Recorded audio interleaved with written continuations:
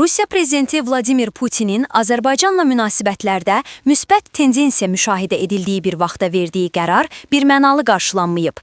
Kreml rəhbəri erməni icmasının Rusiyada qurduğu Yeni Naxçıvan yeparxiyasının rəhbəri, erməni apostol kilsəsinin arxiyepiskopu Ezras Aleksandr Nevskini ordenlə təltif etməsi müzakirələrə səbəb oldu.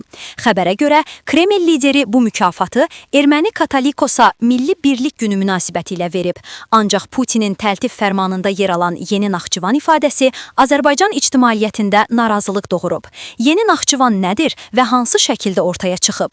Rusiya liderinin bu addımı hansı dairələrə mesajdır? Globalinfo.az-a danışan politolog Oktay Qasımov deyib ki, Putinin erməni apostol kilsəsinin arxiyepiskopu Ezrasa orden təqdim etməsi birbaşa təxribatdır. Bu, açıq-aydın Azərbaycan qarşı ideoloji düşmənçilikdir. Rostov yaxınlığında hələ 200 il öncə məskunlaşmış ermənilər orada Naxçıvan adını daşıyan yaşayış məntəqəsi yaratmışdılar.